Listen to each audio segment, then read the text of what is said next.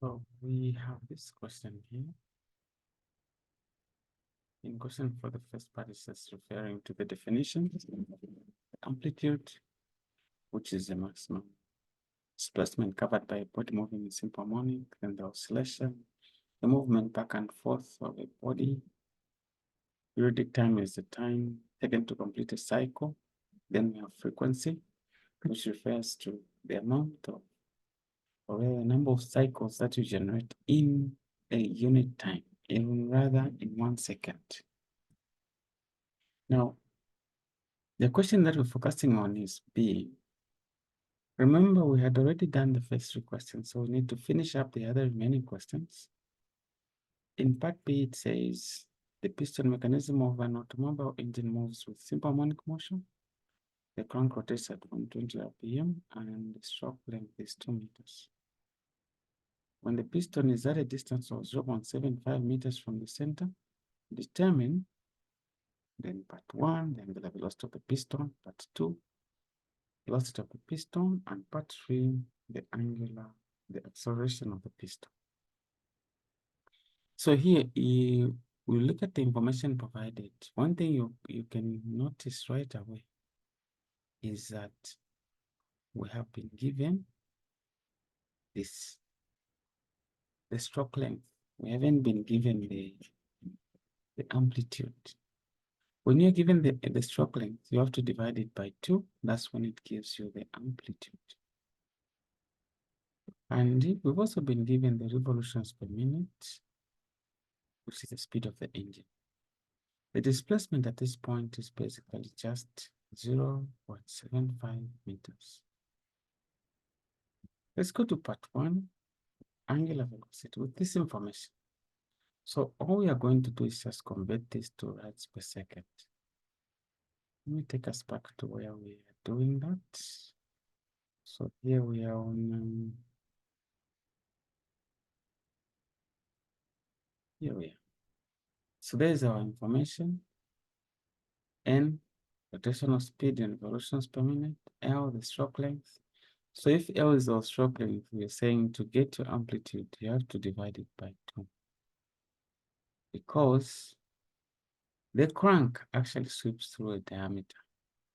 And the crank, its extreme end refers to the distance from the BDC to the TDC. And hence, we divide the stroke length by 2. What we were given was 2 meters, so divided by 2, we have a 1 meter. The displacement x, it's 0.75. So that is the information we have. The first part was requesting us to find the angular velocity. Here we basically just converting from the revolutions per minute to radians per second.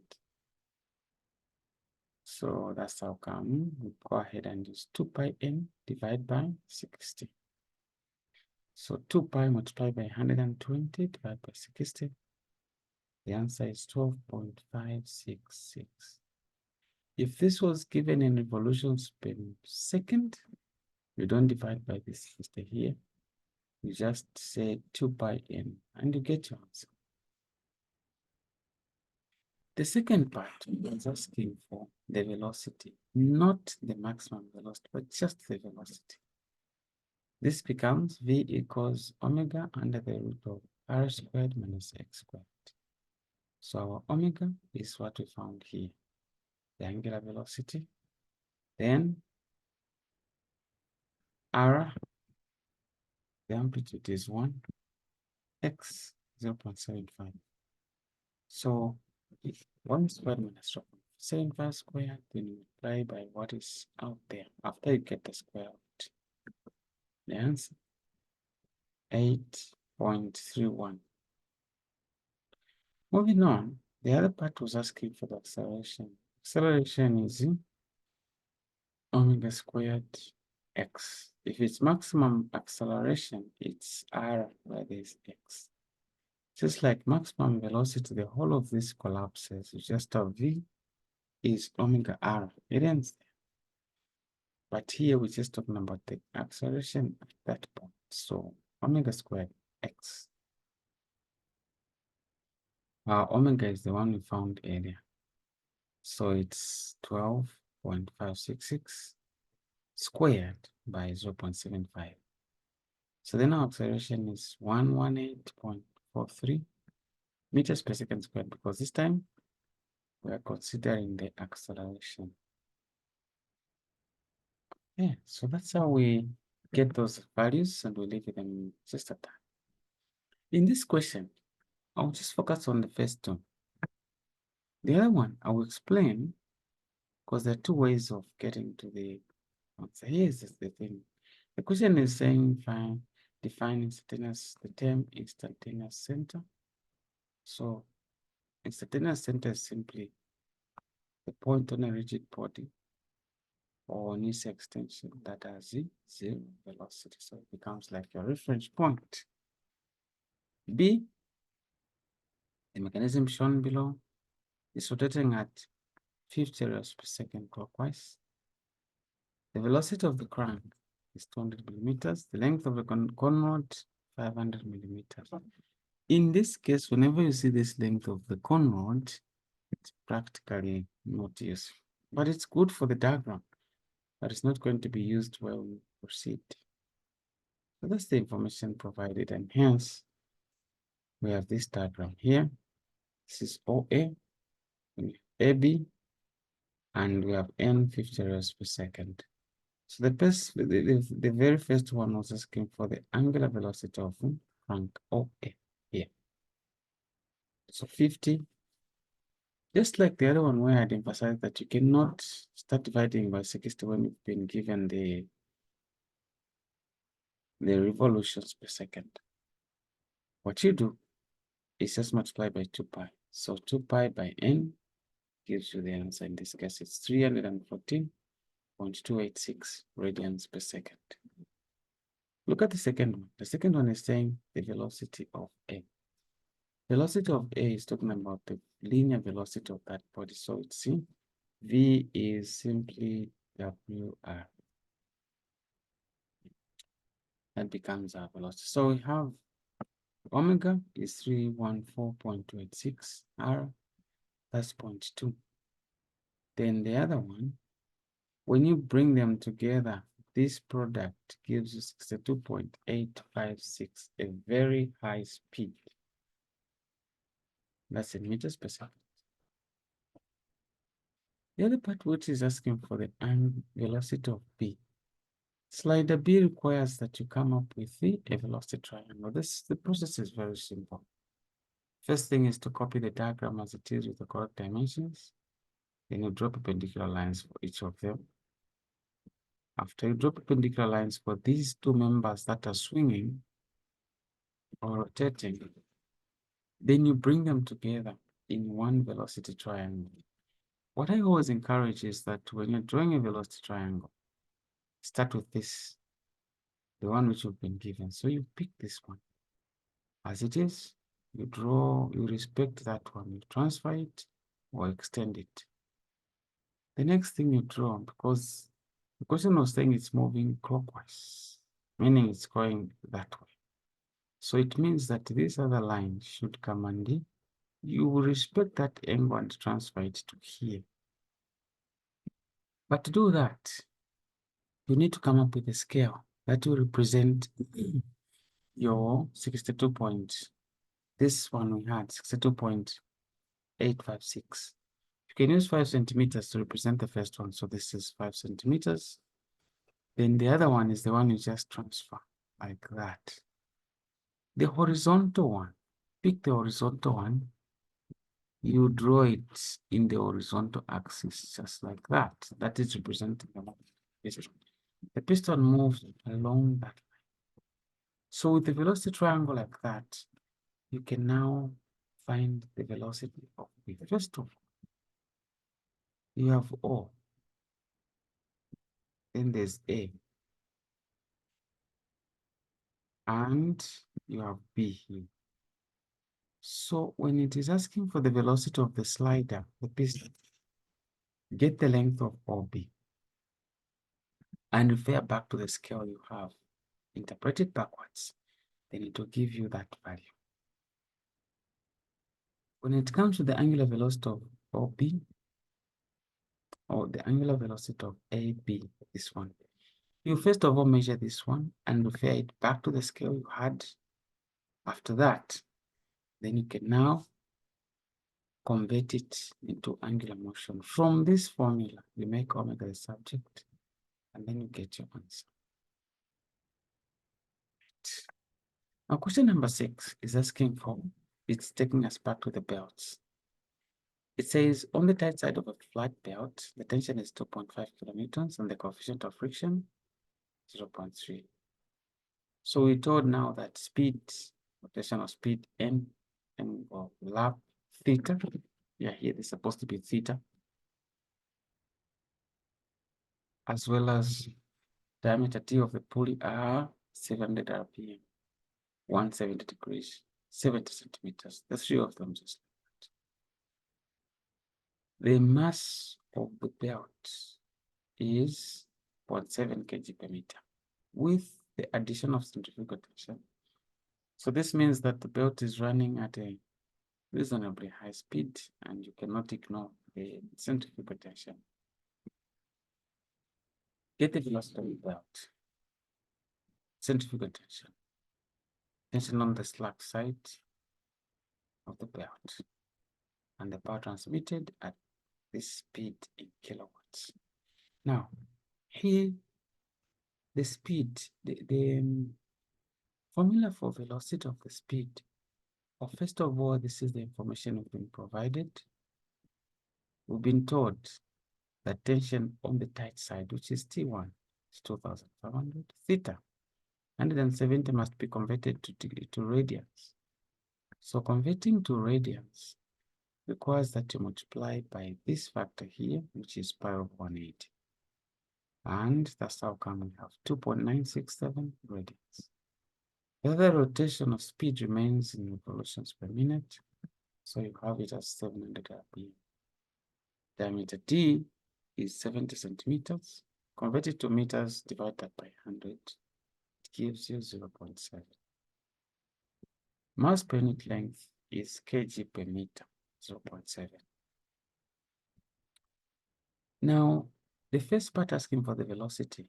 This is the standard formula. V is omega r.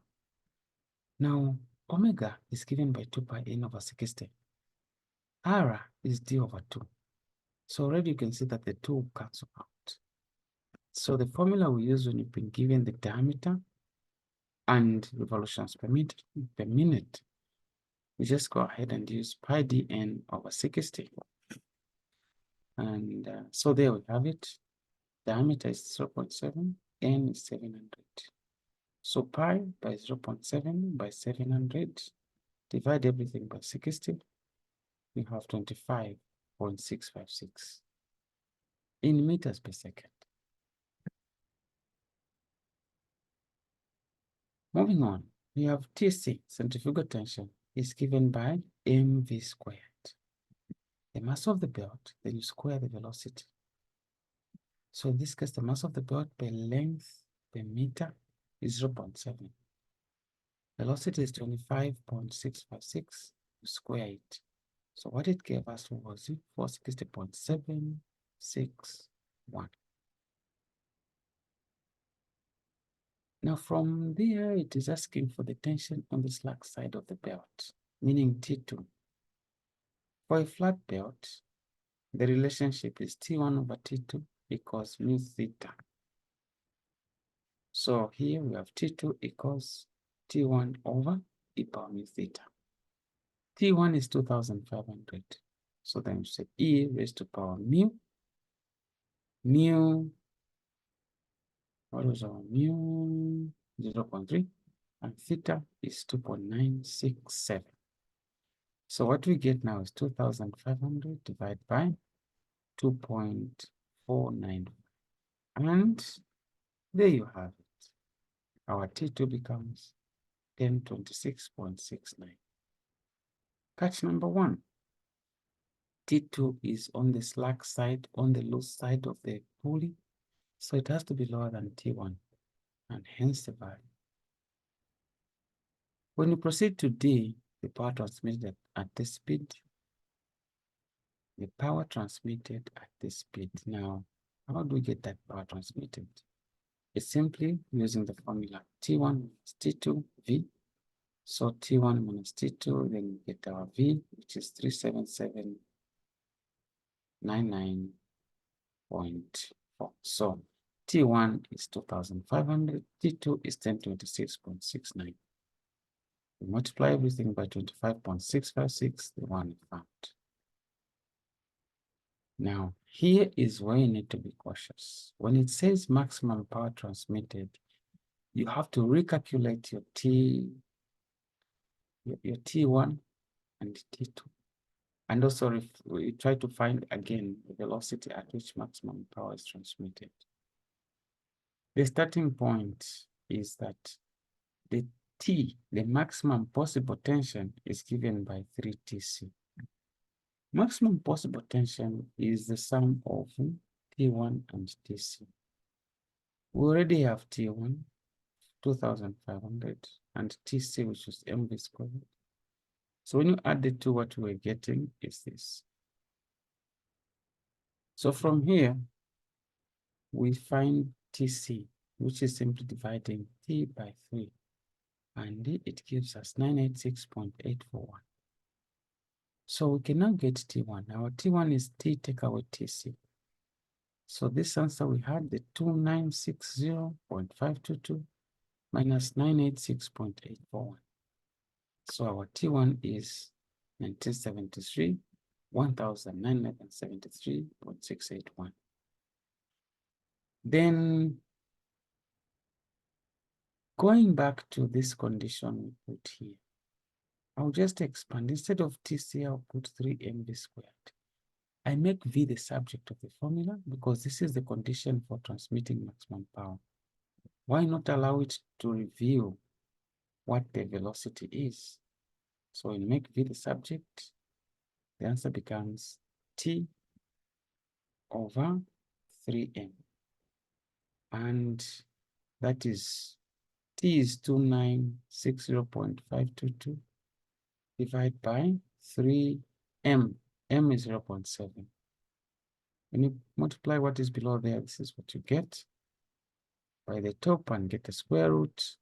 Velocity at maximum speed is this.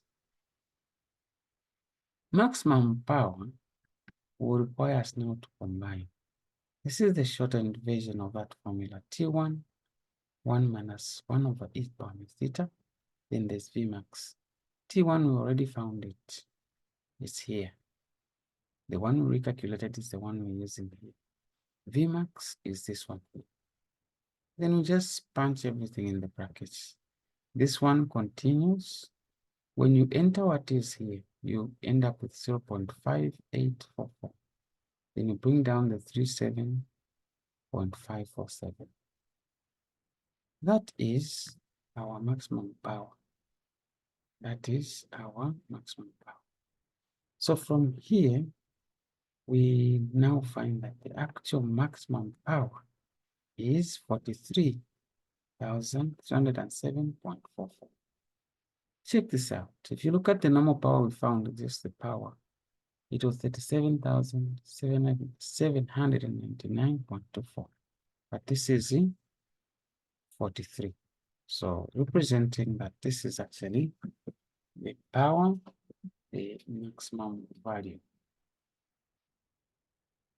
In the next question, that is now question number 7, we're having another one.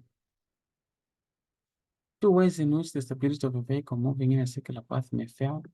Yes, we have 2 conditions. It may skid outwards. Skidding outwards may mean it even spins across before it perhaps loses control. Then the other one is overturning or flipping, as others try to call it. So the question related to that is saying, we have a vehicle whose mass is 1350, moving on a curved path of radius 100 meters at a velocity of 36 kilometers per hour. Height of the center of gravity above the ground, 1.2 meters. Length of the wheel axle or distance between the inner and outer wheel, is 1.4. This is what we call the track width. So the question is, what is the reaction on the inner wheels, the reaction on the outer wheels, and the maximum velocity? Then the coefficient of friction between the rods and the wheels. This is a flat road. So everything we'll do, we'll have that in mind. Flat road surface.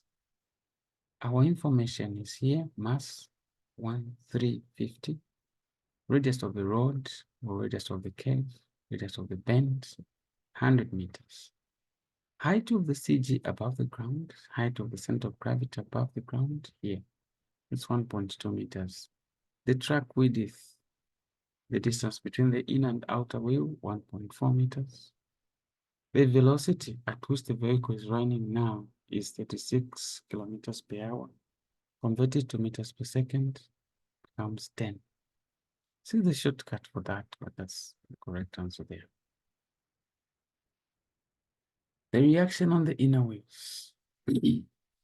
So the inner wheels, that's the one we're calling R1. So to get the reaction, you have to take moments about R2. Then you know what is happening here. Sum of clockwise moments is equal to the sum of anti-clockwise moments. That's what we apply. That's the condition you have to put in.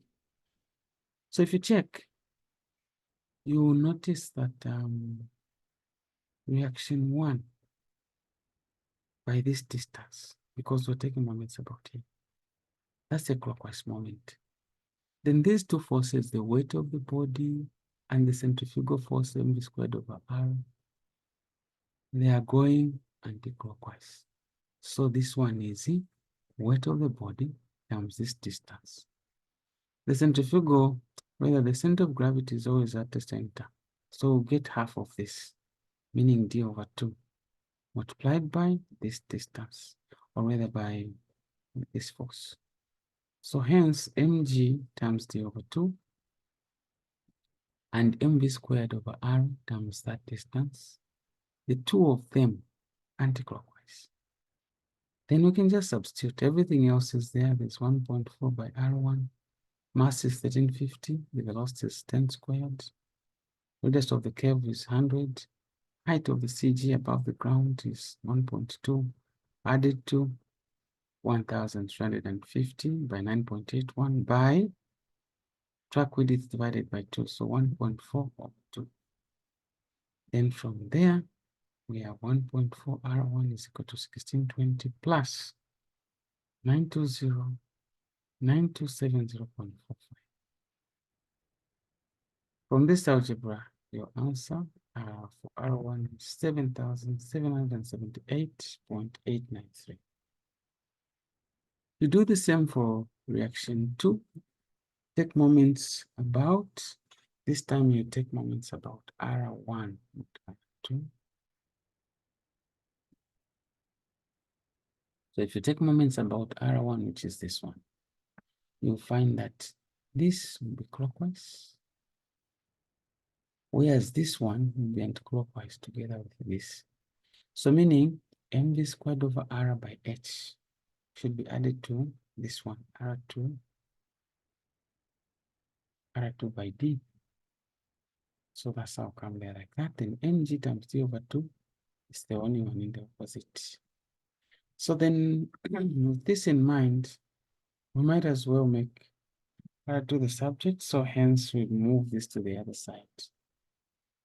Substitution of all this mass, the 1050 times g, which is 9.81, b is 1.4 divided by 2, mass 1350 times velocity, which is 10 squared, divided by the radius of the rod cave, 100, by height, the center of gravity above the ground, which is 1.2. Get everything together, your answer is 5,464.61. The maximum safe speed, the condition is that it shouldn't overturn. You use this formula, GRD over twice the height. So all you do is just substitute. G is 9.81. times R, 100, times D, track width, divided by 2 multiplied by 1.2, which is the height of the center of gravity above the ground. From there, you end up with velocity, which is 23.92 meters per second. When it comes to the coefficient of friction, because this is a flat road surface, it's not banked, we use this formula V equals mu GR. Simple result. So from there, you can square both sides of the equal sign and make mu the subject. This is what you have. You have V squared over GR. Then V squared is 10 squared divided by GR, which is 9.81 by 100, which is 100 divided by 981. The answer is 0.102. So from here, you can notice that you found all of them just like that. Let's try now another one. Here is a compression spring whose mass is found to deflect by 0.24 when you use 1.2 kg mass. Then they proceed to attach a 144 kg mass.